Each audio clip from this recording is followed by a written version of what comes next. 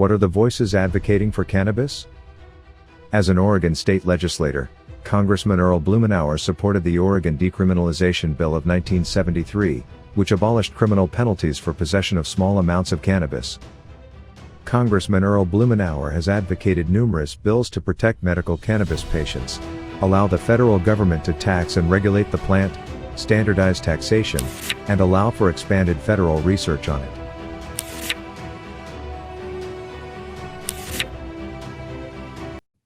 Okay, thank you again, Congressman Blumenauer, for taking the time. We're just going to go ahead and do a few questions, just to so that you can give us your opinion on where you stand. Again, thank you for joining us today. How are you? Fine. Glad to hear that. Well, of course, you've been one of many members of Congress that has been actively seeking the end of the war on drugs. And how have you seen the last 2 years and the development in the United States of cannabis, and how further are we to achieving that end on the war on drugs? Well, this has been a moving target. I've been doing this for over 40 years. I was in the Oregon legislature when we were the first state to decriminalize cannabis. And I've been involved with all of these issues. I've been working on state initiative campaigns, things we've done in Congress. I personally thought we would be much further along based on early success, but the pernicious nature of the war on drugs, which we have lost. The public has lost the war on drugs. It's been much more persistent. It spawned huge investments in the federal government in a effort to enforce prohibition. But what we've seen in the last several years is that slowly but surely we're rooting that out. It's taken a while. Back in the day, there weren't very many of us who were out working on this, and it was hard to find supporters in Congress. That's not the case. We started a bipartisan cannabis caucus that has a very vibrant working group dealing with this. Momentum has been building step by step. It's not as fast as I would like it to be, but it really has. Progress has dramatically accelerated in the last several years. What's frustrating now is that it's the federal government that's standing in the way. We've seen state after state, including some extraordinarily conservative red states, step up and rationalize their cannabis policies. There are more dispensaries in Oklahoma, for example, than any place else in the United States. But the federal government is still trapped in this mindset of the war on drugs. And sadly, the Biden administration has been very slow to respond in a positive way. I hope that will change, and we're working to make that be the case.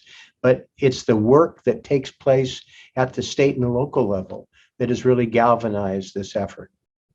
Thank you. Well, now that you mention it, and speaking to other people, like, for example, Paul Armentana from Normal and Steve DeAngelo, who's an activist on cannabis, now that you mentioned the Biden administration, they seem to be very negative when it comes to, believing that the Biden administration will actually push forward the decriminalization at a federal level. Do you think that we will see it under his administration, or do we still have a long way to go? Well, we may see it during a Biden presidency, but it's clear that there's going to be very little leadership that comes from this administration. It's something that needs to have congressional leadership. Well, we've done that. In the House of Representatives, as you know, we have passed not once, but twice, comprehensive cannabis reform, the MORE Act, and we have a whole series of protections that have advanced using the appropriations process to carve out areas where the federal government shouldn't interfere with what the states are doing. The Safe Banking Act is probably the single most significant step. We were able to get 321 votes in support of it, not once, but twice. And the latest vote that was 321 is very significant because it came after we lost 17 yes votes from the prior Congress. So we had to get new members and convince Republicans to get on board. But that's a very significant vote, 321 in the House with over 100 Republicans. Lets you know that this issue has reached a point of consensus that we ought to be able to get this across the finish line. And if we do, it's going to lead, I think, to momentum on other items as well that don't have to be that controversial. Thank you so much for your answer. I'm a bit curious before we go further into it. You of course, started this, this decriminalization movement for cannabis, and were part of it a long time before it actually even became popular or relevant in other states. What exactly drove you to that cause, to that initiative? I mean, was there a personal matter, or what was the motivation? It was a part of an effort in the early 1970s to deal with more humane treatments of people who are addicted. In the early 1970s, we used to throw chronic late-stage alcoholics in jail. And as part of that reappraisal of policy, it was clear to me that cannabis fit that bill. It should not be a law enforcement matter. We had products that were much more addictive and dangerous that were widely available, and yet we were going to have a prohibition on cannabis. Oregon helped lead the way. In fact, not only did we decriminalize cannabis, the first state in the union, but I think we had the very first vote of a legislative body in America to actually legalize 2 marijuana plants for personal use. It didn't pass, but it was a compelling presentation. It made a big difference. I was told that after the vote we had that failed, if the 19 of us who voted for it had been joined by the people who smoked dope but voted no, it would have passed comfortably. For me, it is common sense. Prohibition has not worked any more than it worked for alcohol. It has a number of very negative consequences. And this denies us the opportunity, not just in terms of recreational use, but one that is even much more important. And that's the therapeutic value that cannabis has, and why I'm interested in talking to you and appreciate your work. Thank you so much, Congressman, for that answer. So you know that in the last 2 years, we've seen, of course, we were speaking about this a moment ago, about the significant progress. Do you think the pandemic helped push, or push a little bit more that legalization of cannabis in other states, or was that just a completely separate movement? That's an interesting question. I think it's likely that it helped a little bit. It's not determinative, but we find that there are more people who are looking at health issues differently. There are people who have been confined, and I think taking more time dealing with items like this. People are deeply concerned about health implications, and we have a number of folks who psychologically have been stretched and bruised. So I think it adds to the overall acceptance of thinking about this differently, but I'm not certain that it's tipped the balance, but it certainly helps. Thank you. Now, we know that with all of this legalization at a state level, but with the federal government still interfering, or I don't know if interfering is the way. Yeah, well, I think it would be, because the idea is that states should be able to regulate as they have been doing. But patients often, they get caught in the middle of this different patchwork. How do you think it would only be until it is decriminalized at a federal level that we can guarantee safe access to patients, or is there more that the states can currently be doing to allow that? Well, actually, the events have overtaken the federal government. The Obama administration was faced with changes that took place as a result of popular votes in Oregon, Washington, Colorado, and Alaska, where the voters decided that they were going to legalize adult use. The Obama administration was faced with a decision. It's a decision that other administrations have faced because, again, the states decided that they were going to legalize medical cannabis. It started in California, but again, Oregon was one of the early states, and it is cascaded. Now, over 2/3 of the state have some form of medical cannabis that they've legalized, and it has such powerful impact. And when you add in the laws that have been tailored to deal with children who have extreme seizure disorders. They have these epileptic fits that are just heartbreaking, sometimes 100, 200, 300 times a day. The only medicine that works is derived from cannabis. And that is wildly popular.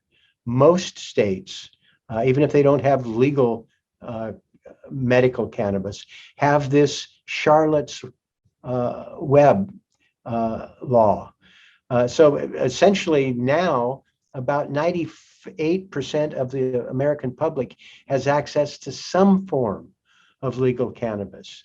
Well, the federal government wisely, in my judgment, decided not to try and prosecute the use of medical marijuana.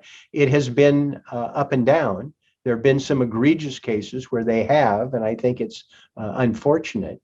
But in the main, they have allowed these laws to be applied, and people have access to medical cannabis. It is a decision that the Obama administration codified in the so-called Cole memo, that as long as state legalization followed the rules that they set up and did not bleed into a black market activity, the federal government would, in essence, look the other way. That is a reasonable approach, but it's not good enough, and we need to move beyond it. And there have been instances where the federal government has stepped in. The other area of concern deals with the unequal application of the prohibition of cannabis to access banking services. This is kind of a game of cat and mouse. Banks, when they find somebody is involved in a cannabis business, will shut down bank accounts, even with people that have had banking relationships for years, even though it includes money that is not directly related to cannabis enterprises. This is another area of contention, but the federal government has not uniformly aggressively enforced the prohibition. They've either looked the other way or they've been reasonable if people have been careful in their approach.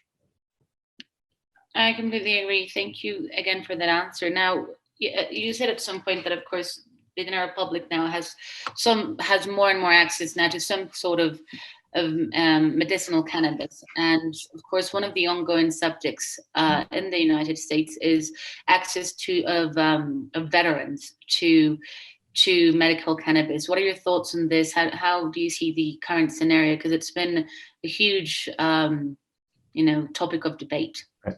Well, it is one of the most positive aspects of my legislative agenda. We call it Veterans Access. It is extraordinarily popular.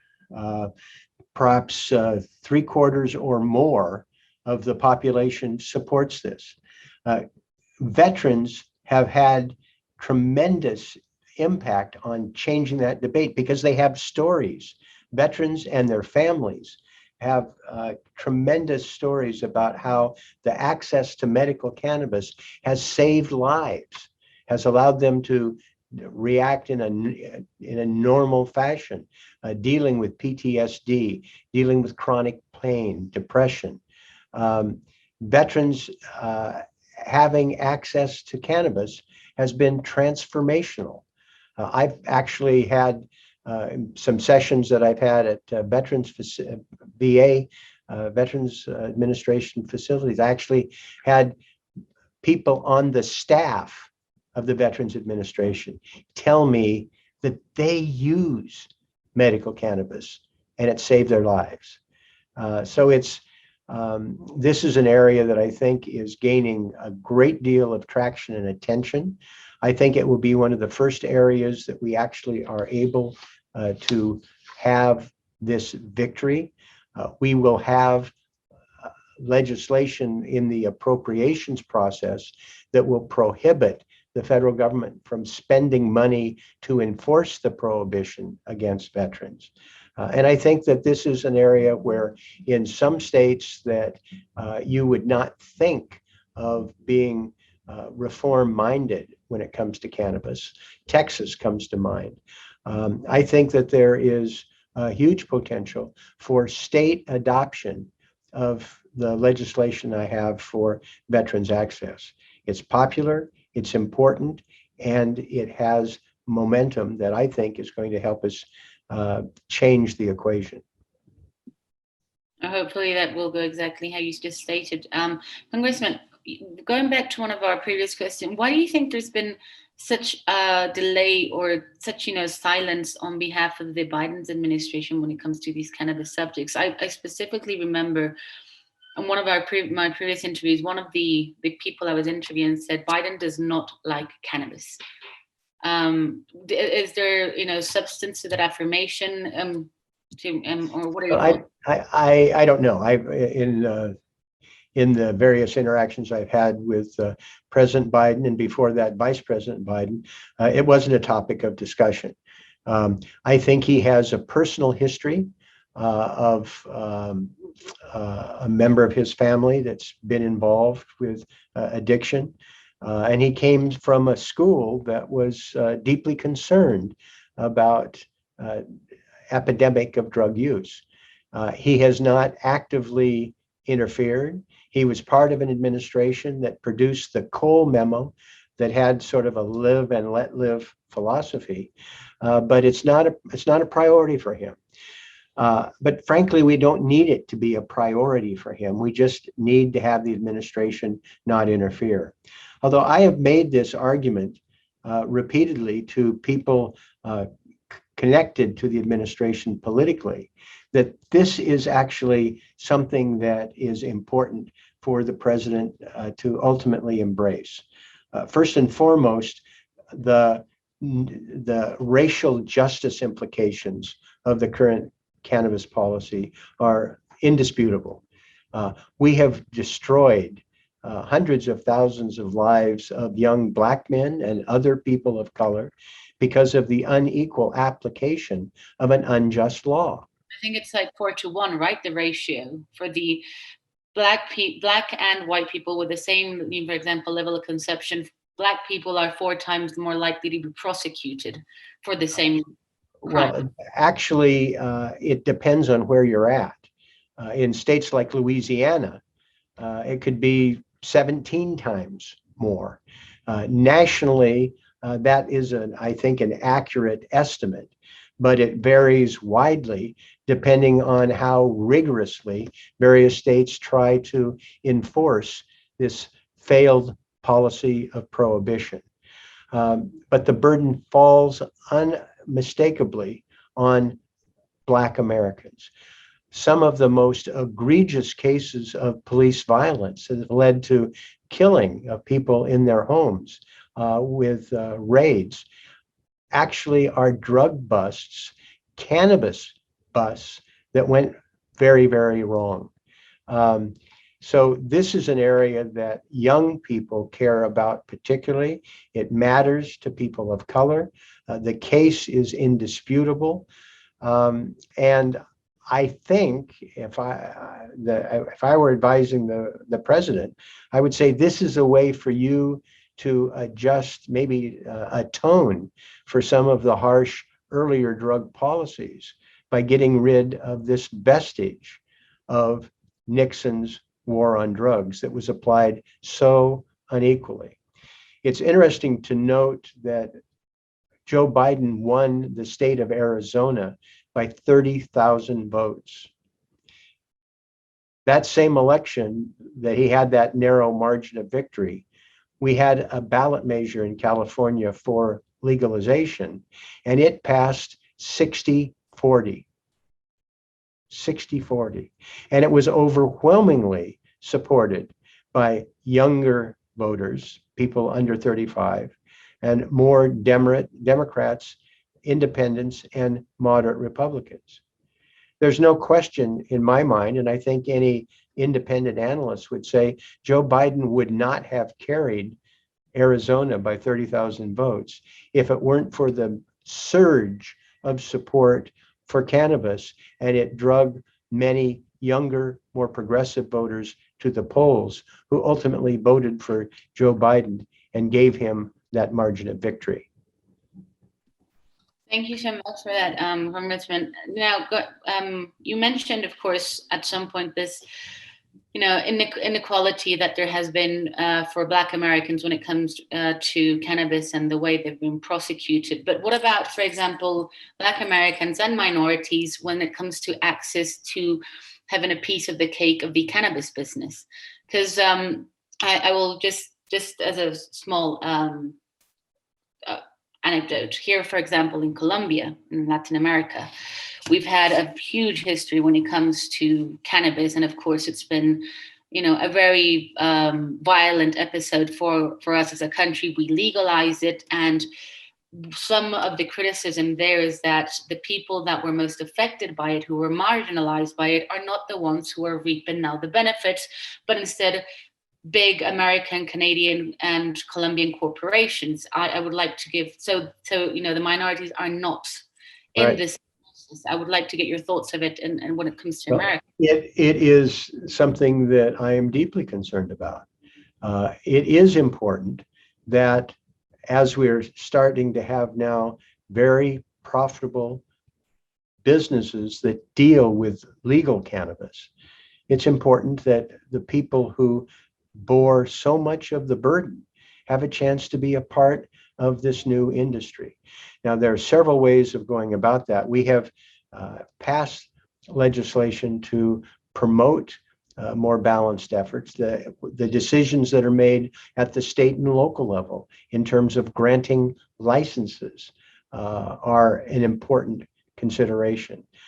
We want to get the legislation that we've worked on passed that would speak to racial justice, would speak to expunging records, which in some cases prohibits people from being involved. It is an area of great concern. Also, the prohibition of banking services. Think about that for a moment. Well, who pays the price for not having access to regular bank accounts? The very big operators have the capacity to pay the extra costs, for instance. It's expensive to not be able to have bank accounts. It really increases the cost of doing business. Well, the smaller dispensary, a minority, a woman-owned enterprise in a lower income area, that's a crushing burden for them.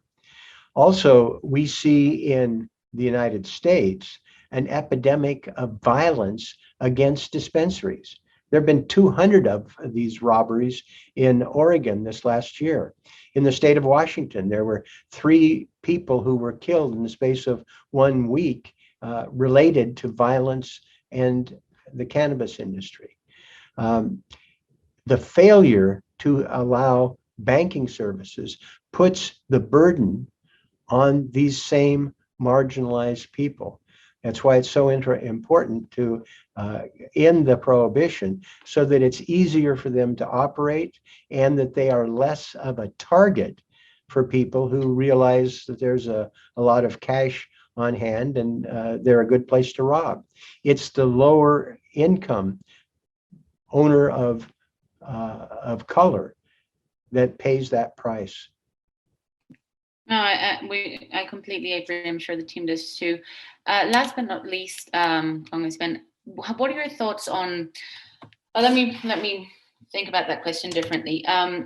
So I'm a lawyer here in Colombia, and for example, my generation, we were not educated when it came to cannabis. We did not. Our only education was that it was illegal, and I'm sure that doctors and pharmacists and many other people were not, educated, and during their upbringing about cannabis. We still have, a huge stigma.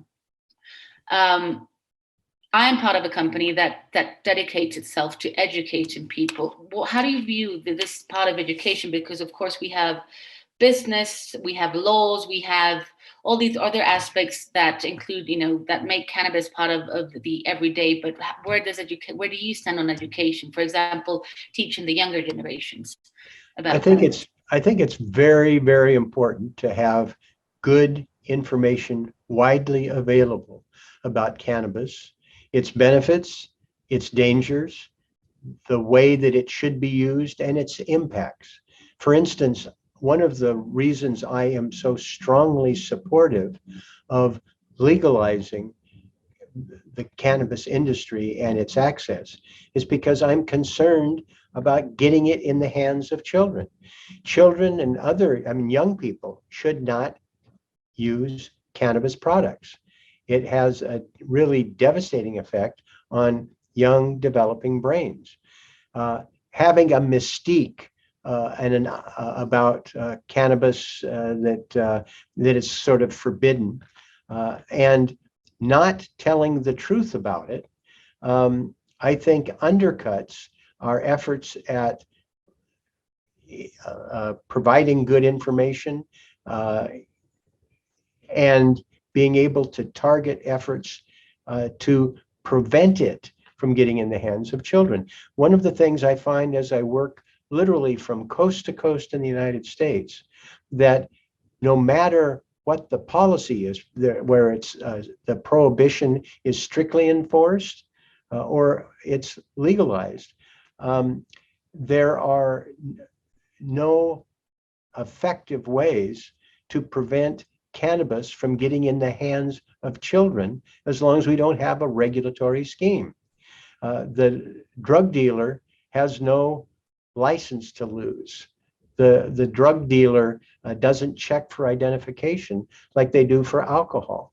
So we need to have a system like that that enables us to concentrate education so people know what the impacts are, and concentrate on enforcement protecting our children and young people, as well as preventing people from having access to products that are tainted.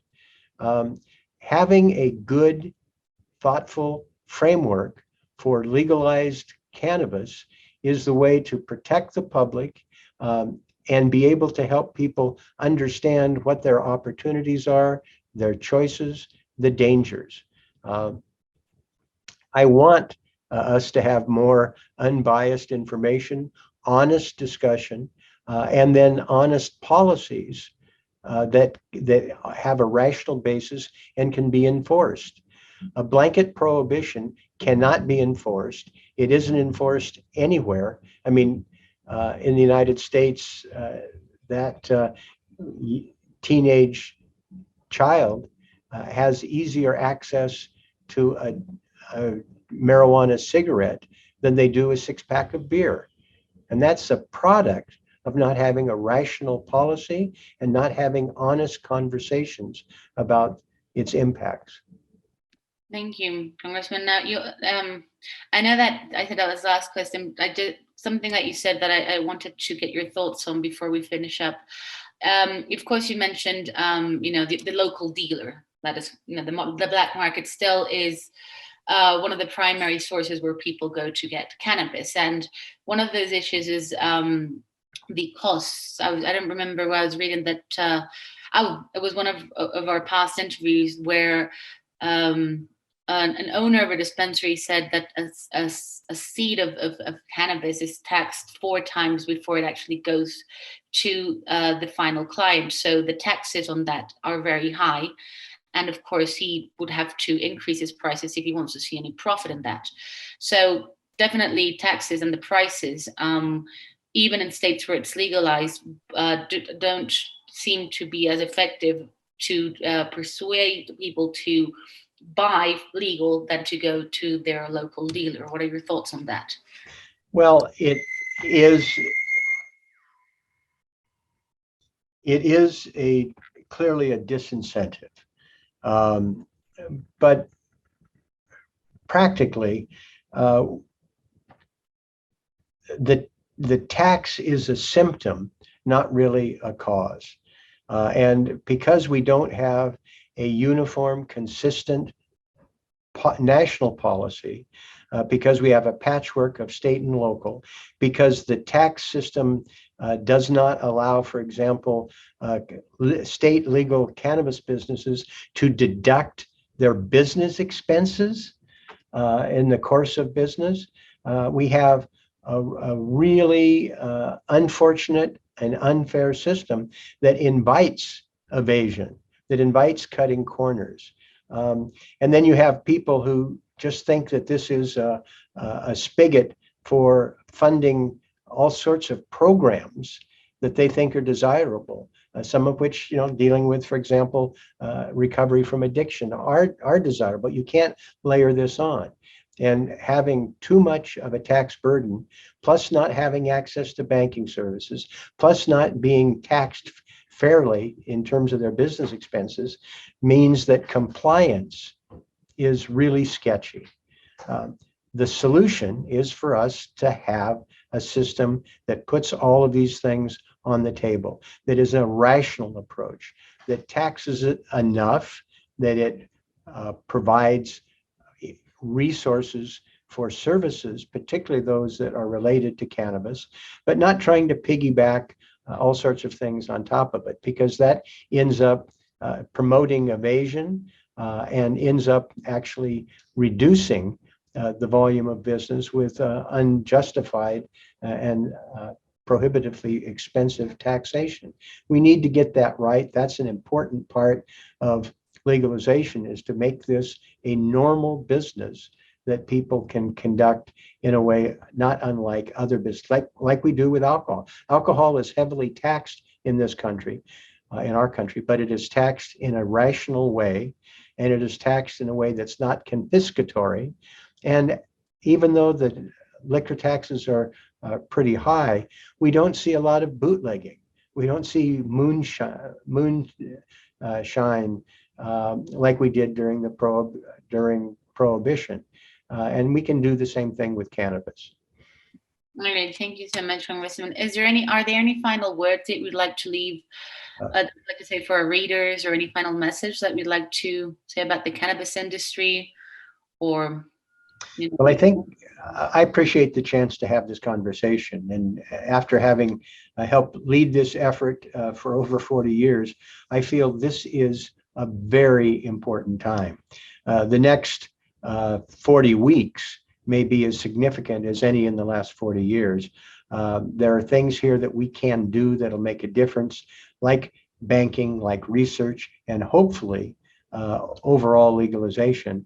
This is something that'll be good for our country. It'll be good for people who could benefit, particularly from medical cannabis, and that we stop the insanity of continuing the war on drugs. This is the time that I think the table is set, and I look forward to seeing if we can get it across the finish line. Hopefully we will, Congressman. Again, thank you so much for your valuable time, and we hope that this year and the coming years are great for you. And again, thank you so much for giving us the time of day.